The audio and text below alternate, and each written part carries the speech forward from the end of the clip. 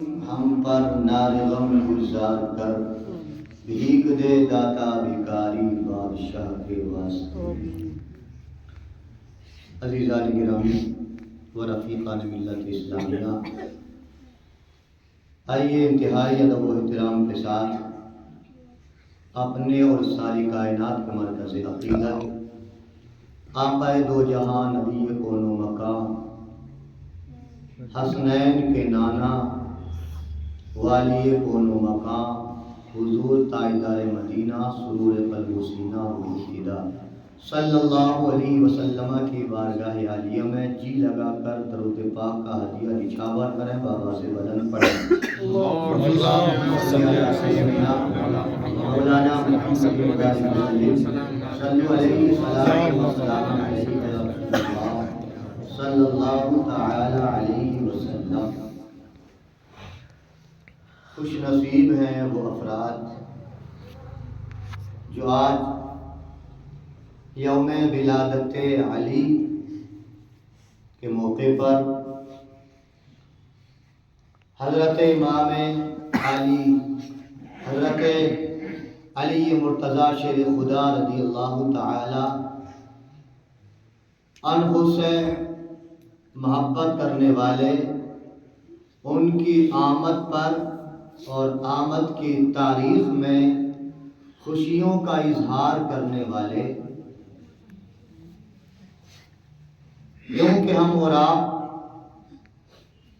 حضرت علی شیر خدا رضی اللہ تعالی عنہ سے محبت کرنے والے بھی ہیں اور ان کی ولادت کی خوشی منانے والے بھی ہیں، اور ان سے محبت رکھنا یہ ایمان کی علامت ہے۔ ان کی محبت، ان کا نام سن کر کے چہرہ خوش ہو جانا یہ مومن کی پہچان ہے۔ ایک زمانے میں حضرت علی کا نام یہ منافق اور مسلمان کے درمیان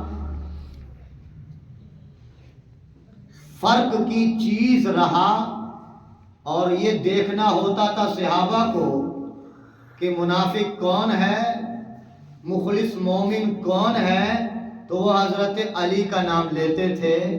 جس کا چہرہ کھل اٹھتا تھا سمجھ لو وہ مومن ہے، اور جس کے چہرے پر 10 بجے 12 بج جائیں رات کے تو سمجھو کہ یہ علی کا محب نہیں ہے، مومن نہیں ہے، بلکہ منافق ہے۔ حضرت علی شیر خدا رضی اللہ تعالی عنہ کی آمد پر اور ان کی ولادت پر خوشی ہونے کا حکم ایک تفسیر کے مطابق پروردگار عالم نے اس آیت کریمہ میں اپنے بندوں کو حکم ارشاد فرمایا ہے۔ رب تبارک و تعالی ارشاد فرماتا ہے، قل بفضل اللہ وبرحمتہ فبذلک فلیفرحوا ھو خیر مما یجمعون۔ اے محبوب آپ فرما دیجئے اللہ کی رحمت اور اس کے فضل پر مسلمانوں کو چاہیے کہ خوشی منائیں۔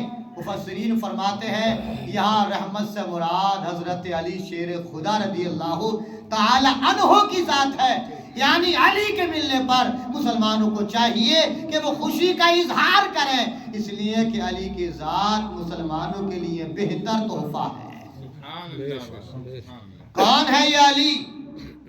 علی کے مقام کو تلاش کرو تو سب سے پہلے ایمان لانے والوں میں مل جائیں گے علی۔ ان کا مقام اسلام میں بہت اونچا ہے۔ جنہوں نے کیا ہے سب سے پہلے اسلام کو قبول کیا، انہی ہستیوں میں سب سے پہلے بچوں میں ایمان لانے والے یہ حضرت علی شیر خدا رضی اللہ تعالی عنہ ہیں۔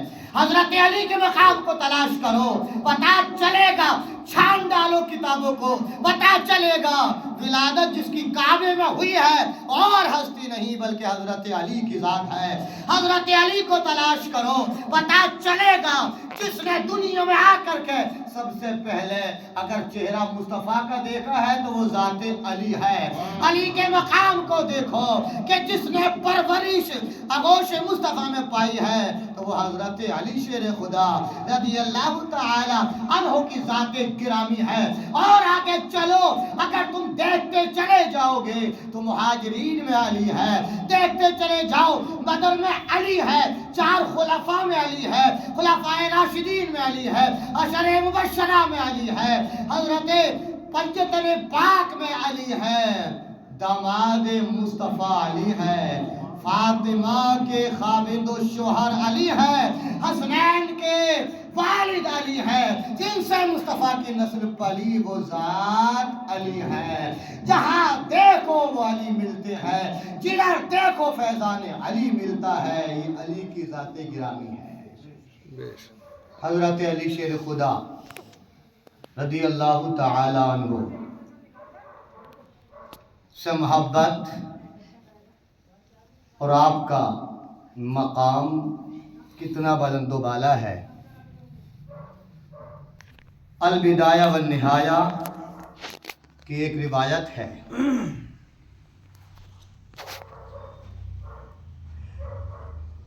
اللہ کے رسول صلی اللہ علیہ وسلم جلوہ کار ہیں،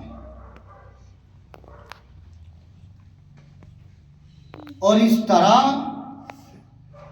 کہ صحابہ آپ کے ارد گرد جمع ہیں، محفل رسول ہے، صدیق و عمر عثمان موجود ہیں، دیگر صحابہ موجود ہیں، میرے آقا صلی اللہ علیہ وسلم ان ستاروں کے جھرمٹ میں جلوہ بار ہیں، محفل پوری طرح سے شباب پر ہے، جگہ فل ہے، بھری ہوئی ہے، لیکن اس میں حضرت علی رضی اللہ تعالی عنہ نہیں ہے، جس کا جو مقام تھا مجلس میں وہ اپنی جگہ پر بیٹھا ہوا تھا، کھچا کھچ محفل بھری ہوئی تھی۔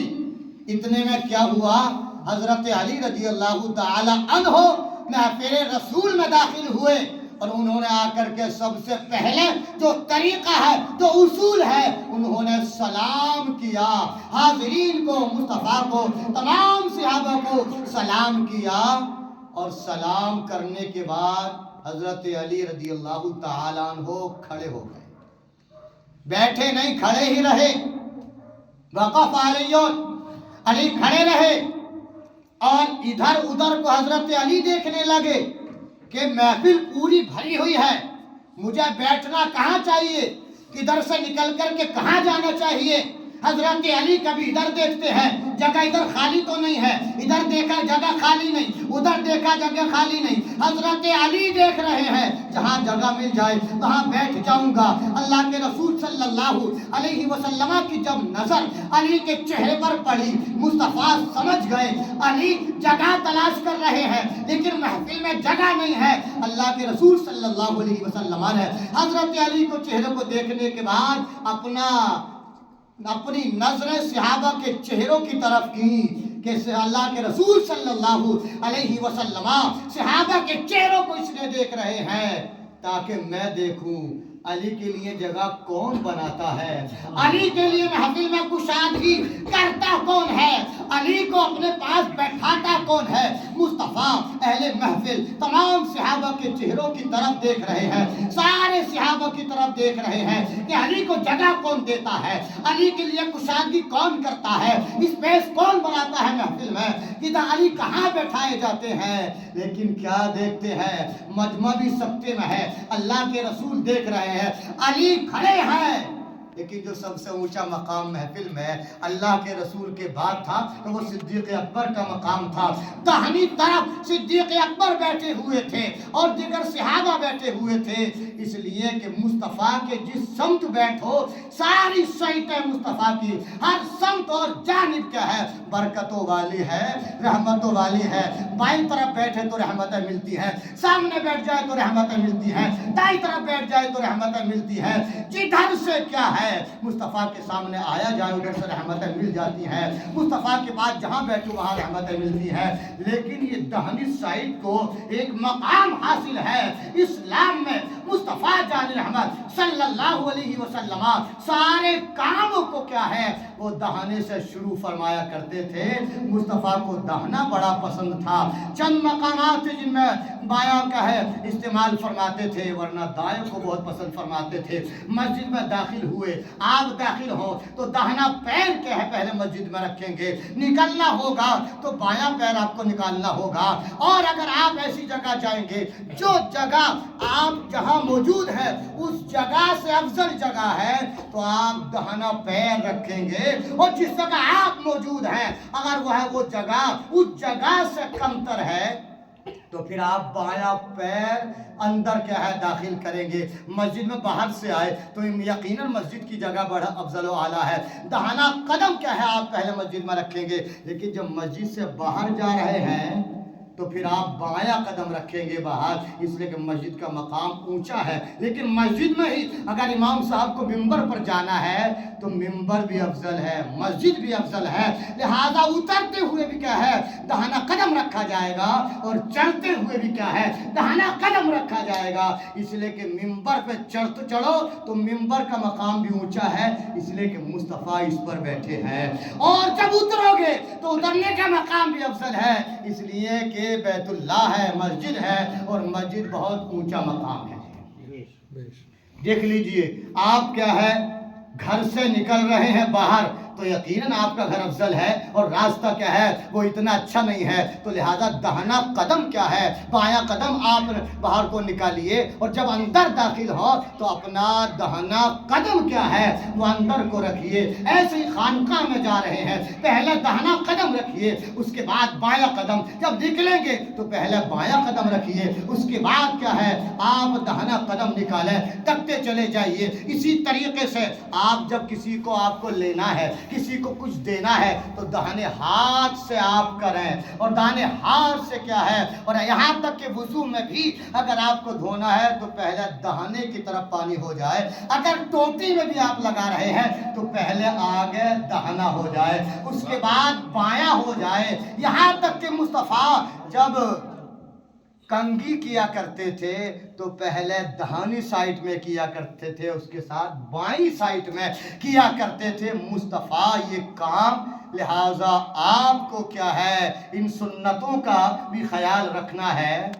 تو مصطفیٰ کی جدت سائٹ بھی بیٹھے وہ سارے جانب اور سائٹ ہیں وہ کیا ہے برکت والی ہیں، لیکن دہنی کا کچھ مقام ہی علیحدہ ہے۔ دہنی سائٹ حضرت علی مقام مجلس میں آئے، صحابہ بیٹھے ہوئے ہیں، حضرت علی نے سلام کیا، سلام کرنے کے بعد کھڑے ہو گئے، مصطفیٰ نے علی کو ملاحظہ کیا، علی کو ملاحظہ کرنے کے بعد صحابہ کے چہروں کو دیکھا، اس لیے دیکھا کہ دیکھوں کون ہے جو حضرت علی کو جگہ دیتا ہے، حضرت علی کے لیے کشادگی پیدا کرتا ہے۔ حضرت صدیق اکبر مصطفیٰ کے بہت قریب دہنی طرف بیٹھے ہوئے ہیں، صدیق اکبر رضی اللہ تعالی عنہ نے حضرت علی کو دیکھا تو کہا یا ابا الحسین ہاں ہونا، اے حسین کے والد حسن کے والد محترم آئیے یہاں تشریف رکھیے، یہاں میں آپ کے لیے جگہ بناتا ہوں۔ وہ جگہ کیا تھی؟ صدیق اکبر اور اللہ کے رسول صلی اللہ علیہ وسلم کے درمیان صدیق اکبر کھسک گئے تھوڑا سا، اور حضرت علی کو آواز دی اے علی آ جاؤ یہاں بیٹھو، یہاں میں نے تمہارے لیے جگہ بنا دی ہے۔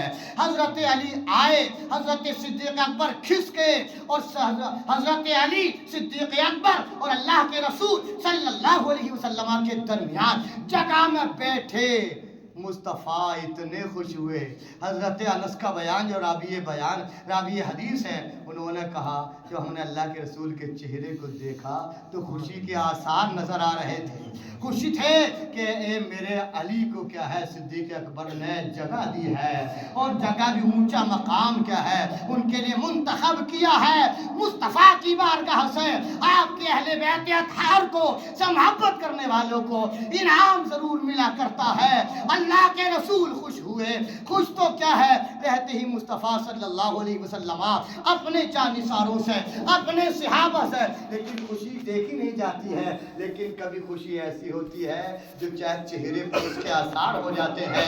مصطفیٰ اتنے خوش ہوئے، چہرہ کیا ہے، حشاش و بشاش نظر آیا، مصطفیٰ کے چہرے سے خوشی کے آثار نمودار ہوئے، اور سرکار نے تھوڑا سا آگے کو جھک کر کے، یعنی جب حضرت علی صدیق اکبر اور اللہ کے رسول کے درمیان بیٹھ گئے تو آپ بھی جب کلام کرتے تھوڑا سا آگے کو گردن کر کے دوسرے کو دیکھنا ہوتا ہے، تو اللہ کے رسول صلی اللہ علیہ وسلم نے صدیق اکبر سے کہا، اے ابو بکر سنو، تم نے علی کو جگہ دی ہے۔ صدیق اکبر رضی اللہ تعالیٰ عنہ سے نبی نے ارشاد فرمایا، اہل فضل کو فضل والے ہی پہچانتے ہیں، اہل فضل کو فضل والے بھی پہچانتے ہیں۔ مصطفیٰ نے اعلان کر دیا کہ میرا صدیق بھی فضل والا ہے، میرا علی بھی فضل والا ہے۔ صدیق نے کیا ہے، فضیلت والے کو فضیلت دی ہے، پہچان گئے کہ ان کو مقام کہاں دینا چاہیے۔ اللہ کے رسول صلی اللہ علیہ وسلم کی بارگاہ میں حضرت علی اور ان سے محبت کرنے والوں کا مقام بہت بلند و بالا ہے۔ حضرت علی شیر خدا رضی اللہ تعالی عنہ وہ صحابی رسول، میں نے کہا جہاں دیکھو علی ملتے ہیں، پنجتن پاک میں علی ہیں، اہل بیت نبوت میں علی ہیں، 4 میں علی ہیں، 10 میں علی ہیں، اہل بدر میں علی ہیں، مہاجرین میں علی ہیں۔ آپ اللہ کے رسول صلی اللہ علیہ وسلم کے نسبی اعتبار سے وہ آپ کے چچا زاد بھائی بھی حضرت علی شیر خدا رضی اللہ تعالی عنہ ہے۔ قرآن پاک کی ایک آیت کریمہ، ایک ٹائم ایسا آیا اللہ کے رسول صلی اللہ علیہ وسلم کی بارگاہ میں امیر مالدار صحابہ اللہ کے رسول صلی اللہ علیہ وسلم کی بارگاہ میں اپنے معاملات کو پیش کرتے تھے، اپنے مسائل کو پیش کرتے تھے، مسائل کے جوابات تلاش کیا کرتے تھے، پوچھا کرتے تھے۔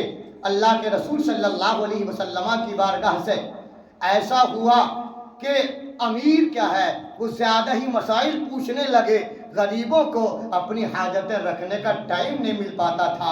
غریب اپنے مسائل کب حل کرے، غریب اپنے معاملات کو مصطفیٰ کی بارگاہ میں کب پیش کرے، اپنی حاجتوں کو مصطفیٰ کی بارگاہ میں کب رکھے، امیروں سے فرصت نہیں ہے۔ جب دیکھو امیر مصطفیٰ سے پوچھتے رہتے ہیں، مالدار مصطفیٰ سے کچھ نہ کچھ پوچھتے رہتے ہیں، غریبوں کو موقع ملتا تو دیکھتے آ کر کے کہ فرصت نہیں ہے، وہ اپنے معاملات کب رکھے، اپنی ضرورتوں کو کب رکھیں۔ آیت کریمہ حضرت جبریل امین لے کر کے نازل ہو گئے، یا ایھا الذین آمنوا اذا ناجیتم الرسول فقدموا بین نجواکم صدقہ۔ اللہ کے رسول صلی اللہ علیہ وسلم کی بارگاہ میں جبریل امین آیت کریمہ لے کر کے حاضر ہو گئے۔ اے ایمان والو، جب تم مصطفیٰ سے راز و نیاز کی باتیں کرنا چاہو، اگر تم کیا خفیہ باتیں کرنا چاہتے ہو تو تمہارے لیے لازم و ضروری ہے کہ پہلے تم صدقہ و خیرات کرو، اس کے بعد مصطفیٰ سے تمہیں سوال کرنا ہوگا۔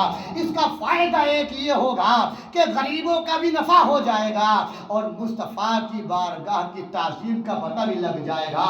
مصطفیٰ کی بارگاہ کا مقام کتنا اونچا ہے، اتنا اونچا ہے، پہلے تمہیں 1 درہم یا دینار صدقہ کر کے جانا ہوگا، کچھ صدقہ کرنا ہوگا، اس کے بعد مصطفیٰ سے اپنا مسئلہ پوچھ سکتے ہو، تاکہ تم صدقہ کر کے جاؤ گے، جو غربا ہیں ان کی جھولی بھی بھر جائے گی اور مصطفیٰ کے مقام کا ادب بھی معلوم ہو جائے گا۔ آیت کریمہ نازل ہو گئی، حضرت علی رضی اللہ تعالی عنہ نے کیا ہے، سب سے پہلے اس آیت کریمہ پر کیا ہے، سب سے پہلے آپ نے عمل کیا، اور کیسا عمل کیا، آپ نے 1 دینار صدقہ کیا، 1 درہم صدقہ کیا، آپ کہیے اپنی زبان میں 1 روپیہ کیا ہے صدقہ کیا، تو حضرت علی نے ایک خرچ کر کے 10 مسئلے معلوم کر لیے. کتنے؟ 10 مسئلے معلوم کیے. یا رسول اللہ یہ بتائیں، یا رسول اللہ یہ بتائیں. 10 مسئلے معلوم کیے. حضرت علی کی شان دیکھیے. اس آیت کریمہ پر صرف حضرت علی کو عمل کا موقع ملا. جیسے ہی حضرت علی 10 مسئلے معلوم کر کے فارغ ہوئے، آیت کریمہ کا حکم منسوخ ہو گیا. اب یہ حکم نہیں ہے، بس اتنی دیر کے لیے حکم تھا.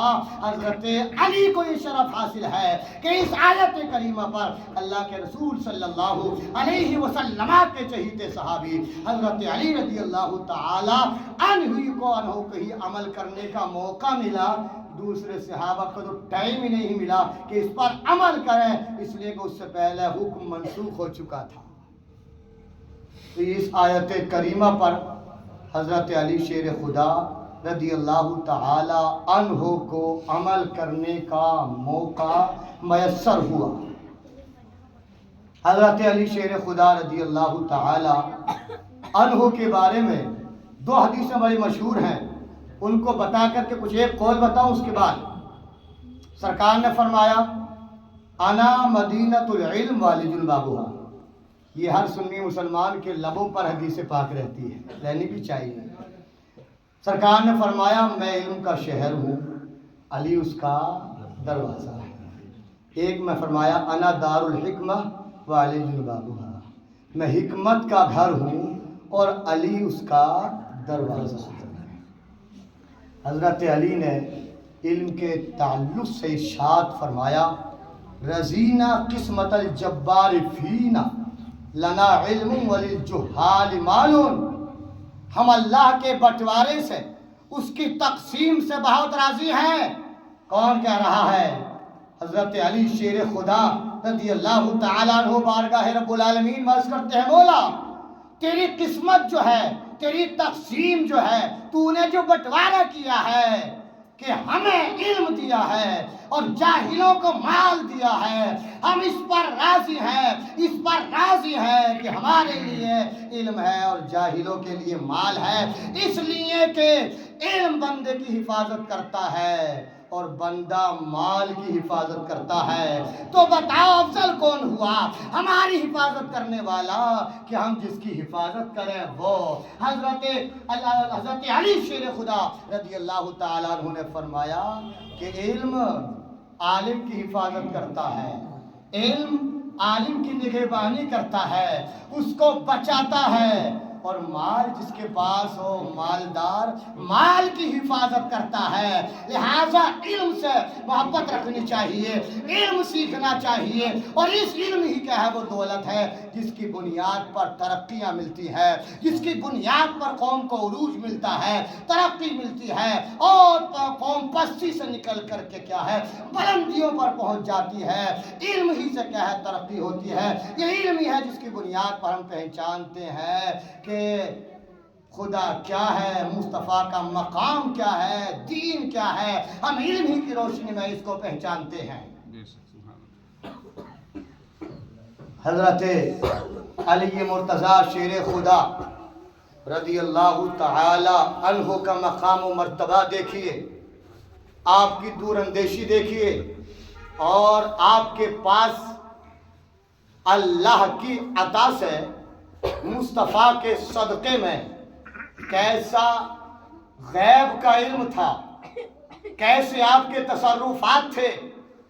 اللہ کے رسول صلی اللہ علیہ وسلم کے خاندان کا یہ ایک چمکتا ہوا ستارہ حضرت علی شیر خدا رضی اللہ تعالی عنہ ہے. آپ کا زمانہ خلافت ہے. آپ اپنے زمانہ خلافت میں جب آپ کوفے کی سرزمین پر تشریف فرما تھے تو ایک یمن کے ایک امیر نے، یمن کے ایک مالدار شخص نے اپنے بیٹے کو اپنے غلام کے ساتھ کسی کام سے کوفے کی سرزمین پر بھیجا، اور بھیجنے کے بعد کیا ہے اس نے بھیجا کسی کام سے، لیکن راستے میں کیا ہوا، اس آدمی کے بیٹے، اس امیر کے بیٹے اور اس کے غلام کے درمیان کچھ اختلاف ہو گیا، کچھ نزاع واقع ہو گیا، کچھ جھگڑا واقع ہو گیا، اور ایسا جھگڑا ہوا کہ غلام یہ کہنے لگا اپنے آقا کے بیٹے کو یہ میرا غلام ہے، اور بیٹا یہ کہہ رہا تھا میرا یہ غلام ہے۔ اب کسی کے ماتھے پر تو لکھا ہوا ہے نہیں ہے کہ یہ آزاد ہے کہ غلام ہے، آقا کا بیٹا ہے کہ غلام ہے، یہ تو کیا ہے ایک باطنی چیز ہے۔ آزاد کون ہے، غلام کون ہے، دونوں میں جھگڑا ہو گیا، نزاع ہو گیا، جو بھی ملتا تھا فیصلہ کرتا تھا۔ بتاؤ جھگڑا کس بات کا ہے؟ تو اس آقا کا بیٹا کہتا تھا میرے باپ کا یہ غلام ہے، اور یہ غلام یہ کہتا تھا نہیں نہیں یہ جھوٹ بول رہا ہے، بلکہ میں آقا ہوں، یہ میرا غلام ہے۔ پہچان کیسے ہو کون کس کا غلام ہے؟ کوئی گواہی ان کے پاس میں نہیں تھی جو بتا دیتا یہ غلام ہے، یہ آزاد ہے، یہ غلام ہے، یہ غلام کے آقا کا بیٹا ہے۔ کوفے میں آ گئے، جھگڑا پڑتا چلا گیا، یہاں تک کہ حضرت علی شیر خدا رضی اللہ تعالی عنہ کے دربار میں آپ کی بارگاہ میں مقدمہ پیش ہو گیا۔ غلام نے کہا ہے علی فیصلہ کراؤ، یہ میرا غلام ہے، اور آقا کے بیٹے نے کہا نہیں نہیں علی میں غلام نہیں، یہ میرے باپ کا غلام ہے، یہ ہمارا غلام ہے، ہمیں فیصلہ چاہیے۔ حضرت علی شیر خدا رضی اللہ تعالی عنہ کی دور اندیشی دیکھیے، آپ کا علم دیکھیے، آپ کی قوت فیصلہ دیکھیے، آپ کی ذکاوت دیکھیے، آپ کی ہوشیاری دیکھیے، اور آپ کا کیا ہے فیصلہ کرنے کا انداز دیکھیے۔ گواہ موجود نہیں ہے، کیسے فیصلہ کیا جائے؟ تو آپ نے اپنے غلام قمبر سے ارشاد فرمایا اے قمبر ایک کمرے میں دو بڑے بڑے سوراخ کر دیے جائیں۔ قمبر نے حکم پاتے ہی کمرے میں دو سوراخ کر دیے، بڑے بڑے سوراخ ہو گئے، اور حضرت علی نے کہا دونوں سے کہہ دو اپنی اپنی گردنیں باہر نکال لیں۔ غلام نے بھی اپنی گردن باہر نکال لی، اور غلام کے آقا کے بیٹے نے بھی اپنی گردن کو باہر نکال لیا، دونوں باہر نکالے۔ حضرت علی نے بلند آواز سے کہا کہ جو غلام ہے اس کا سر تن سے جدا کر دو، اس کا کیا ہے سر قلم کر دو، اس کو کیا قتل کر دو جو غلام ہے۔ آپ جانتے ہی ہیں ایسے موقع پر کھل جاتا ہے مسئلہ۔ جو غلام تھا اس نے اپنا چہرہ پیچھے کر لیا، اپنی گردن پیچھے کر لی، اور جو آقا کا بیٹا اسے کوئی خطرہ ہی نہیں تھا، اسے معلوم تھا کہ یہ دربار علی ہے، یہاں ظلم نہیں ہو سکتا ہے، جو قتل کا مستحق نہ ہو وہ قتل ہرگز نہیں ہو سکتا ہے، یہ کسی اور کا دربار نہیں علی کا دربار ہے، فیصلہ کسی اور کی بارگاہ میں نہیں، علم کے باپ کی بارگاہ میں فیصلہ چلا گیا ہے۔ وہ تو بے کھٹک اپنی گردن کو باہر کرے رہا، لیکن غلام بھی تو جانتا تھا یہ فیصلہ کسی اور کے دربار میں نہیں علی کے دربار میں ہے، یہاں فیصلہ کیا ہے حق کے ساتھ ہوگا۔ اس نے جیسے ہی گردن باہر کی حضرت علی نے فیصلہ کر لگا لیا غلام یہ ہے، آقا کا بیٹا وہ ہے۔ نعرہ تکبیر، نعرہ تکبیر، نعرہ حیدری، نعرہ حیدری، عظمت علی، عظمت علی، محفل علی، محفل علی، نعرہ حیدری، نعرہ حیدری۔ تو یہ فیصلہ ہوا، کیوں فیصلہ نہ ہو؟ حضرت علی کی زبانی ہے، حضرت علی کو مصطفیٰ ایک جگہ کا قاضی القضات بنا کر کے بھیج رہے ہیں۔ حضرت علی نے مصطفیٰ کی بارگاہ میں عریضہ پیش کیا، یا رسول اللہ، وہ اہل زمان لوگ ہیں، یا رسول اللہ میں ابھی کیا ہے میرا شباب کا زمانہ ہے، میں ابھی کیا ہے نئی عمر کا ہوں، میں فیصلے کیسے کروں گا؟ مصطفیٰ نے حضرت علی کے سینے پر ہاتھ مارا، اللہ سے دعا فرما دی۔ حضرت علی فرماتے ہیں اللہ کے رسول کا دعا فرمانا تھا، اب مجھے بڑے سے بڑے فیصلہ کرنے میں کوئی خدشہ نہیں ہوتا تھا، کوئی شک و شبہ نہیں ہوتا تھا، اللہ کے رسول صلی اللہ علیہ وسلم کی دعاؤں کی برکتیں تھی۔ حضرت علی کا فیصلہ بہترین فیصلہ ہوتا تھا، حضرت علی کا فیصلہ عمدہ فیصلہ ہوتا تھا، سب سے اچھا فیصلہ کرنے والے حضرت علی کو کہا جاتا تھا۔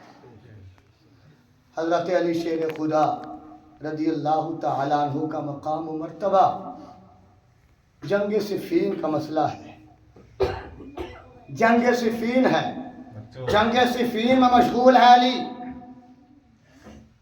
اس دوران آپ کے ساتھیوں کو، آپ کے لشکریوں کو سخت پانی کی ضرورت پیش آئی، پانی چاہیے، اور آپ جانتے ہیں عرب میں پانی نہ ملنے کا دوسرا نام موت تھا۔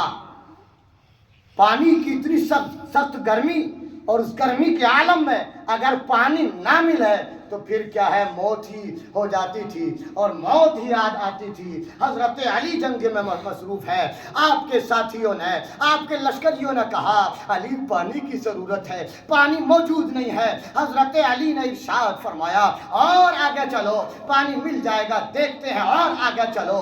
چلتے رہے یہاں تک کہ ایک گرجا گھر کے پاس میں جب حضرت علی کا قافلہ آیا، حضرت علی نے رکنے کا حکم دیا، قافلہ رکا۔ راہب سے جا کر کے پوچھا، راہب یہ بتاؤ لشکریوں کو پیاس کی شدت ہے، سخت پانی کی ضرورت ہے، یہاں کہیں پانی موجود ہے؟ اس راہب نے کہا یہاں سے 6 میل دوری پر چلے جاؤ، وہاں پانی مل جائے گا۔ علی کے ساتھیوں نے کہا علی اجازت دیں، امید یہ ہے کہ ہماری جان نکلنے سے پہلے ہماری ہمت جواب دے، اس سے پہلے ہم پانی تک پہنچ جائے، ہمیں اجازت دے دیں تاکہ ہم اپنی بھی پیاس بجھا لیں، اپنے ساتھیوں کی بھی پیاس بجھا لیں، اور ہم کیا ہے مزید ضرورت سے پہلے پانی تک پہنچ پائے۔ حضرت علی نے ارشاد فرمایا نہیں، وہاں جانے کی ضرورت نہیں ہے، وہ لوگ کیا ہے ان لوگوں تک پیغام پہنچائیے جو مصطفیٰ کے علم کے تعلق سے گفتگو کرتے ہیں، علم غیب مصطفیٰ پر کلام کرتے ہیں، اعتراض کرتے ہیں۔ پہلے تو حضرت علی کے علم کو دیکھ لو، پھر کیا ہے مدینہ العلم کو دیکھنا، پہلے باب العلم کے علم کو دیکھ لو، بعد میں کیا ہے مدینہ العلم کے علم کو دیکھنا ہوگا۔ آئیے اللہ کے رسول صلی اللہ علیہ وسلم کے یہ بڑے چہیتے حضرت علی شیر خدا رضی اللہ تعالیٰ عنہ فرمایا آگے جانے کی ضرورت نہیں ہے۔ حضرت علی نے وہاں سے تھوڑا پچھم کی طرف اپنی سواری کا رخ کیا، تھوڑا سا چلنے کے بعد ارشاد فرمایا اب یہاں کھودا جائے، واہ کیا بات، یہاں کھدائی کی جائے۔ علی کا حکم، کھدائی ہو گئی۔ جب دیکھا تو ایک بڑا سا پتھر کھدائی میں موجود نیچے۔ حضرت علی نے پتھر کو دیکھا، صحابہ نے زور لگایا، آپ کے ساتھیوں نے زور لگایا، لیکن پتھر نہیں اٹھا۔ علی نے کہا اسی کے نیچے پانی ہے، اس کو اٹھانا ضروری ہے، اسی کے نیچے پانی ہے۔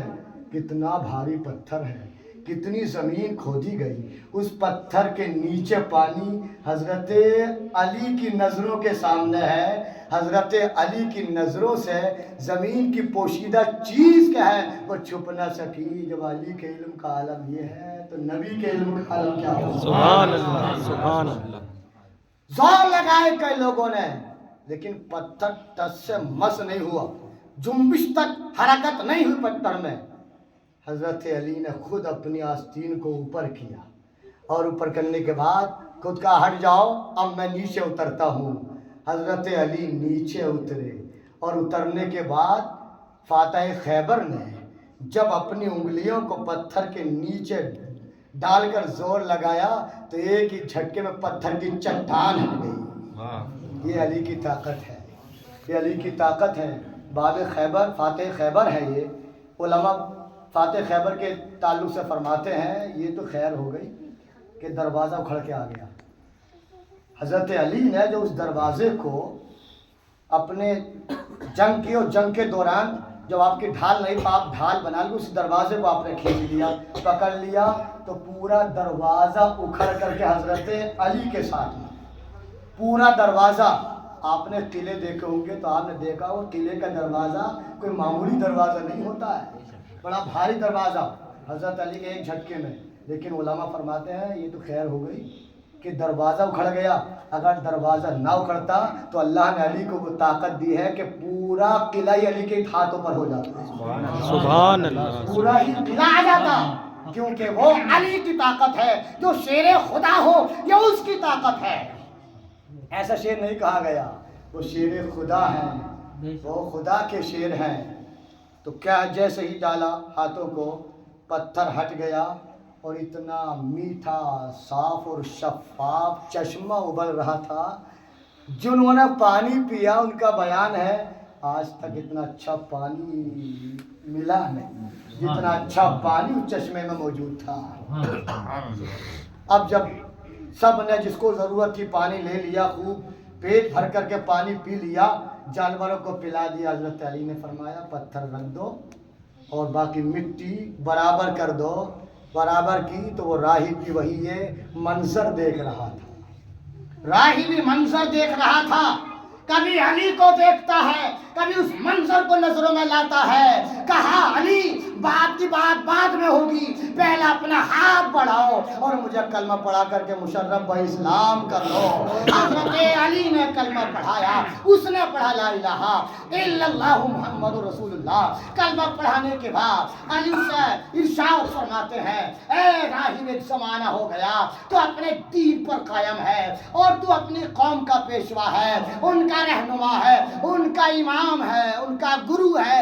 یہ تو بتا اتنے دنوں تک اپنے دین پر قائم رہا، آج تو نے کیا دیکھ لیا کہ تو کیا اپنے دین کو چھوڑ کر کے دین اسلام اور حق دین کو کیا قبول کر رہا ہے؟ تو اس راہب نے کہا اے علی ہم نے اپنی کتابوں میں پڑھا تھا یہاں ایک چشمہ موجود ہے اور اس چشمے کو یا تو پیغمبر اکھاڑے گا، پیغمبر ظاہر کرے گا، یا پیغمبر کا داماد ظاہر کرے گا. علی یہ بتاؤ تم پیغمبر ہو یا داماد پیغمبر ہو؟ حضرت علی نے کہا میں پیغمبر نہیں، میں داماد پیغمبر ہوں. میں پیغمبر نہیں ہوں، میں پیغمبر کا داماد ہوں. کہا ہماری کتابوں میں یہی موجود ہے اس لیے میں نے کلمہ پڑھا ہے. آج اگر کوئی فضیلت ہمیں مل جائے تو ہم فخر محسوس کرتے ہیں اور کیا ہے ہم غافل ہو جاتے ہیں. لیکن علی نے جب اتنا سنا کہ میرا ذکر پہلی کتابوں میں موجود ہے، زار و قطار رونے لگے اور رو کر کے اللہ کی تعریف کی. شکر ادا کیا مولا تیرا شکر ہے، تمام تعریفیں تیرے لیے. تیری بارگاہ میں یہ بندہ یہ علی کوئی بھولا ہوا بندہ نہیں ہے بلکہ اس کا ذکر کو تھوڑی پہلی کتابوں میں موجود ہے. اللہ تیرا شکر ہے میں کوئی بھولا بسرا نہیں ہوں، بچھڑا نہیں ہوں، بلکہ میرا ذکر تو مولا تو نے اپنی پہلی کتابوں میں ارشاد فرمایا. حضرت علی شیر خدا. اب اندازہ لگائیں کہ اس غیب کی باتوں کو دیکھ کر کے وہ زمانہ تھا جب غیب دیکھ کر کے لوگ ایمان لاتے تھے کہ اگر غیب بتا دے گا تو یہ نبی ہوگا یا کیا ہے نبی کا امتی اور خاص کوئی ولی ہوگا جو اس بات کو بتائے گا. لیکن آج اسی پر کیا ہے اعتراض کر کے کہ ان کو اس کا معلوم نہیں، اس کو معلوم نہیں، لوگ اپنا ایمان بیچ رہے ہیں. زمانہ تو دیکھیے کیسے کروٹیں لے رہا ہے کہ پہلے زمانے میں لوگ یہ دیکھتے تھے کہ اگر صاحب اختیار ہیں تو نبی ہوں گے، اگر ان کی قدرت کیا ہے بہت بلند و بالا ہے، ان کا تصرفات چلتا ہے، ان کا اختیار ہے جہان میں، نبی ہوں گے. تبھی تو کہا تھا کسی نے آ کر کے کہ بتاؤ میری مٹھی میں کیا ہے، اگر بتا دیں گے تو نبی ہوں گے، پتہ چلا غیب جانتے ہوں گے تو نبی ہوں گے. اسی نے تو حبیب یمنی آ کر کے کہا تھا اگر تم نبی ہو تو آسمان کے چاند کو دو ٹکڑے کر کے دکھاؤ. نبی تو ہوتا ہے اس کی حکومت زمین پر بھی ہوتی ہے، چاند و سورج پر بھی ہوتی ہے. لیکن آج کا کہتا ہے کچھ کر ہی نہیں سکتے ہیں، کچھ کر ہی نہیں سکتے ہیں، نبی جی کچھ کر نہیں سکتے ہیں. اس سے پوچھو کہ تو بھی کچھ کر سکتا ہے کہ نہیں کر سکتا ہے، وہ کہے گا ہاں ہاں ہم تبلیغ کر سکتا ہے، ہم یہ کر سکتا. تو ابھی کہہ رہا ہے کہ کوئی کچھ نہیں کر سکتا. تو کون ہو گیا ہے کہ اپنے آپ کو تو کیا مانتا ہے؟ وہ ضرور پھنس جائے گا. ہمارے محترم انیس بھائی ایسے ایسی بات بہت کر رہے ہیں، لوگوں کو سمجھانے کی کوشش کر رہے ہیں کہ بتاؤ بھائی، بتاؤ تم ایسی بات ہے جو کر رہے ہو، یہ تو بتاؤ تم اس کے بارے میں تمہیں کچھ علم بھی ہے کہ نہیں ہے، تمہیں اس کا معلوم بھی ہے کہ نہیں ہے۔ لوگوں کے اندھی تقلید میں نہ جانے کیا کرتے چلے جا رہے ہیں۔ ہمیں چاہیے کہ ہم نبی کی محبت بھی سینے میں ہو، علی کی محبت بھی ہو، صحابہ کی محبت ہو، اور کیا ہے ہمارے دلوں میں اولیاء کی محبت ہو، اور آپسی محبتیں بھی ہمارے سینوں میں ہونی چاہیے۔ اسی میں نجات ہے، اسی میں بھلائی ہے، اور ہماری آخرت کا یہی ذریعہ ہے، اور یہی کامیابی اسی میں چھپی ہوئی ہے۔ ہماری محبتیں ان نفوس قدسیہ سے ہونی چاہیے، اس لیے کہ اللہ کے نبی صلی اللہ علیہ وسلم کے گھر والوں سے محبت کرنا کوئی امام کوئی ولی نہیں کہتا ہے، بلکہ خود خالق کائنات ارشاد فرما رہا ہے، قل لا اسألکم علیہ اجرا الا المودۃ فی القربى۔ محبوب آپ فرما دیجئے میں تم سے کوئی اجرت طلب نہیں کرتا مگر یہ کہ تم میرے قرابت دار سے، میرے رشتہ داروں سے، میرے گھر والوں سے محبت کرنا، نبی کے گھر والوں سے محبت کرنا یہ فرض ہے۔ جب تک کہ اہل بیت اطہار سے محبت نہ کرے گا ایمان کامل نہیں، یعنی نبی کی محبت کامل نہیں، اور نبی کی محبت جب تک کامل نہیں مومن کامل نہیں ہو سکتا ہے، مومن کامل نہیں ہو سکتا ہے۔ ان کی محبتوں کا انداز آپ اس بات سے لگا سکتے ہیں کہ جب تک آل رسول پر نماز میں درود نہ پڑھا جائے، جب تک نماز کامل نہیں ہوتی۔ درود ابراہیمی، لوگ کہتے ہیں ہم تو درود ابراہیم پڑھ لیں، پڑھو تو درود ابراہیمی ہی پڑھو، پڑھو تو پڑھنا چاہیے۔ ہم تو یہ کہتے ہیں جب نماز میں پڑھ لیتے تو باہر پڑھنے میں کیا بات ہے، جب نماز میں ہی کیا ہے کوئی خرابی نہیں آتی صلاۃ و سلام پڑھنے سے، درود پاک پڑھنے سے، تو پھر زندگی میں خرابی کیسے آ سکتی ہے؟ جب ہم نماز کے باہر کیا ہے ہم بیٹھ کر کے پڑھنے میں ہمارے کوئی خرابی نہیں، تو کھڑے ہو کر کے پڑھنے میں کیا خرابی آتی ہے؟ جب درود ابراہیمی پڑھنے میں کوئی خرابی نہیں تو درود غوثیہ پڑھنے میں کیا خرابی ہے؟ درود رضویہ پڑھنے میں کیا خرابی ہے؟ سب درود ہیں، نام اگرچہ علیحدہ علیحدہ ہے لیکن سب میں کیا ہے نبی اور آل نبی پر کیا ہے رحمتوں کی دعا ہے، صلاۃ و سلام ہے، رب سے کیا ہے ان پر رحمتوں کی ہم دعا کرتے ہیں کہ یہ نبی کے گھر والے اولاد علی ہیں، اور یہ حضرت علی کو شرف حاصل ہے کہ نبی کی آل جو چلی ہے وہ حضرت علی سے چلی ہے، حضرت علی کی وہ اولاد جو حضرت فاطمہ سے ہے اسی کو تو اولاد رسول کہا جاتا ہے۔ یہ نبی کی خصوصیتوں میں سے خصوصیت ہے کہ انسانوں میں اور نسل چلتی ہے تو چلتی ہے بیٹے سے، بیٹے سے چلتی ہے، بیٹا ہے اس کا تو کیا ہے، اور اس کا بیٹا اور اس کا بیٹا، ایسی کیا ہے اس کو اس آدمی کی نسل کہا جاتا ہے۔ لیکن میرے نبی کی خصوصیت یہ ہے کہ میرے نبی کی جو نسل چلی ہے، آل چلی ہے، وہ آپ کی بیٹی سے چلی ہے، حضرت فاطمہ الزہرا رضی اللہ تعالی عنہا سے چلی ہے۔ حضرت علی شیر خدا رضی اللہ تعالی عنہ کا مقام و مرتبہ بہت بلند و بالا ہے، ہم بھی ان کے نقش قدم پر چلنے کی کوشش کریں، ان کی سوانے اور ان کے طریقے کو اپنائیں اور ان کے طریقے پر چلیں تو ہم کیا ہے صحیح محبت کرنے والے کہلائیں گے۔ صحیح محبت کرنے والا کسی سے وہی کہلاتا ہے جو اس کے ہر ادا کو اپناتا ہے، ہر فعل کو اپناتا ہے، ہر طریقے پر عمل کرنے کی کوشش کرتا ہے، وہ صحیح محب کہلاتا ہے، صحیح محبت کرنے والا کہلاتا ہے۔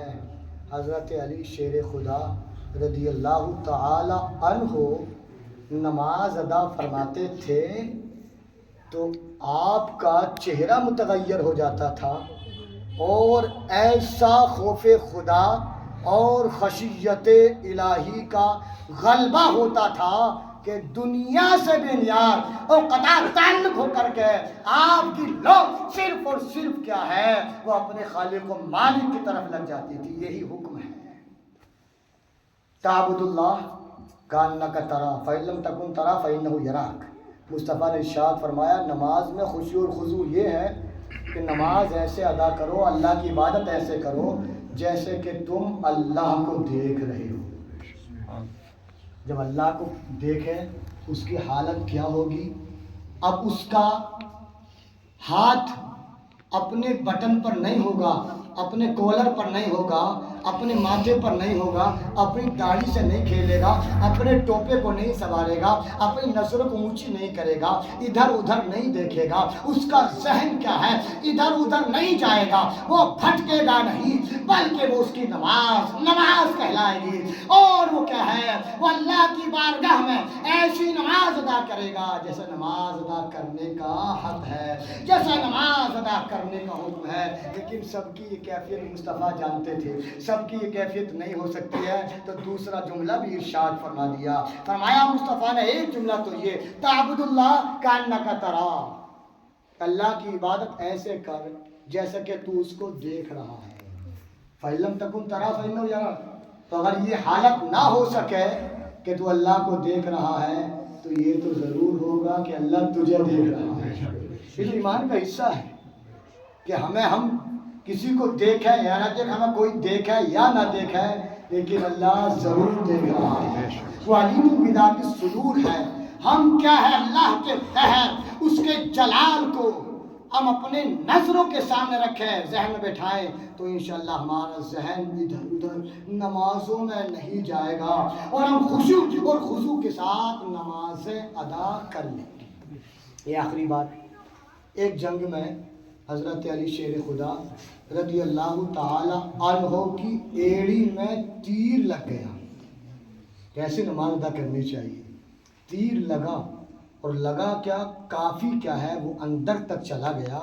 ایسے نہیں تھا کہ صرف تیر کی نوک لگی ہے، بلکہ آپ کی ایڑی تک وہ کافی اندر تک تیر چلا گیا، یہاں تک کہ اگر اس کے نکالنے کے نام سے اگر اس کو کوئی چھو بھی رہا تھا تو علی کو بڑی تکلیف ہو رہی تھی، علی کی چیخ نکل جاتی تھی، اتنا کا کیا گہرا وہ تیر پیوست ہو گیا تھا۔ جب صحابہ نے نکالنا چاہا، حضرت علی کو شدید تکلیف ہوئی، ارشاد فرمایا رک جاؤ، تب کھینچنا جب میں نماز میں مشغول ہو جاؤں، تب کھینچنا اس کو جب میں نماز ادا کروں۔